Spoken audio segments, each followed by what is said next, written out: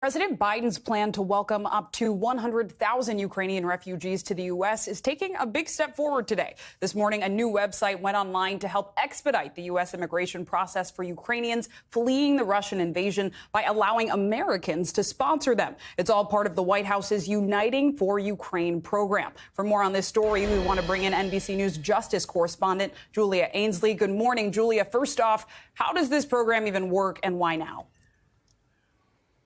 Well, this program is set up for Americans, whether they personally know Ukrainians abroad or not, to be able to sponsor Ukrainians to come to the United States. They need to show that they could financially sponsor that person and that there's someone who is not going to use this for ill intent. Again, they would have to be vetted to make sure they're not trafficking in Ukraine for labor purposes. The first people in line to try to use this will be family members, people who have family members who have fled Ukraine and they're trying to bring them to the United States. And in fact, I spoke to some of those people over the weekend who said they would be first in line.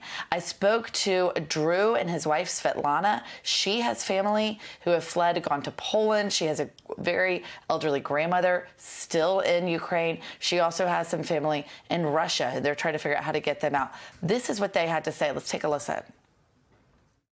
It's kind of like the Visa Hunger Games. You know, it's going to be, there's 100,000 spots. There's not really any information that's come out.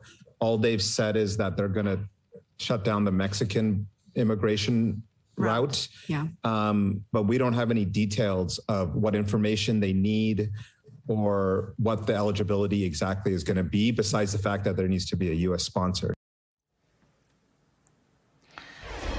So you can see a lot of unanswered questions so far about how this is going to work. I'm personally trying to find the website this morning. I'm in touch with these people to see if they've been able to get on, what they're being asked.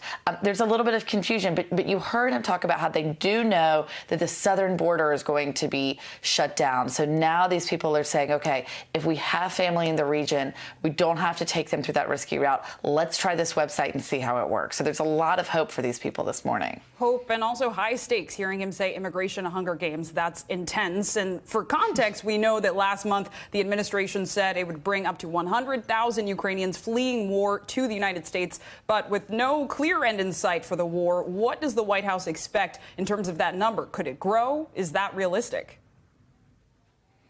Well, yeah, you heard him call it the Hunger Games because they think that 100,000 is a drop in the bucket. But in reality, they might not even get to 100,000. The way they've been so slow so far to meet their overall global refugee number doesn't give these people a lot of hope.